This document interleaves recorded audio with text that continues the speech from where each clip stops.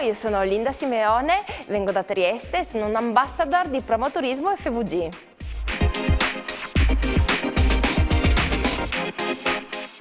Io amo il fatto che vengano a Trieste, insomma comunque nella nostra regione, delle persone per visitare insomma, i nostri meravigliosi luoghi e poi insomma, mi dà maggiore soddisfazione pensare che queste persone possano seguire dei percorsi che suggerisco io. A me piace raccontare di corsa perché io sono una mezza maratoneta, volevo portare come esempio per la città ovviamente di Trieste, poi mi piacerebbe svilupparlo anche in tutto il Friuli Venezia Giulia, quali potrebbero essere i luoghi per un mezzo maratoneta in vacanza che vuole allenarsi.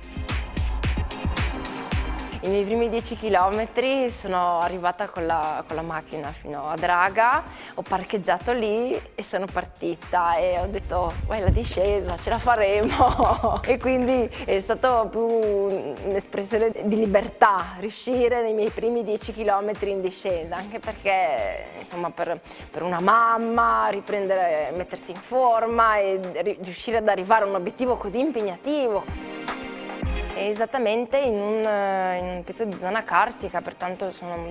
sei perso nel verde, nel bosco, tra le montagne e hai una vista spettacolare sul golfo di Trieste, anzi più che sul golfo, sul porto di Trieste. E partendo di corsa mi arrampicavo fino a Draga Santeria con la macchina e scendevo, ma all'alba, tipo alle 6 di mattina, alle 7, ed è un percorso meraviglioso perché appunto durante quest'ore ci sono ancora tutti gli animali, puoi trovare, non so, parte dei cerbiattini o dei piccoli daini in strada e comunque le capre sul percorso, qualche scoiattolino, insomma qualche avventura ti capita a quell'ora, anche perché la natura si risveglia, poi dopo il periodo anche della primavera è meraviglioso con tutti i suoi colori, tutti i suoi profumi, insomma tutti quelli che caratterizzano il carso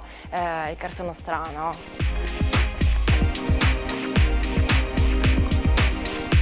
Con la condivisione dei miei articoli voglio appunto portare le persone a pochi passi dalla città, però immersi completamente nel verde per poter trovare l'atmosfera giusta anche per rilassarsi, però appunto sono adatti a tutti, sono ideali a tutti, anche a una polenta come me che ha iniziato proprio così.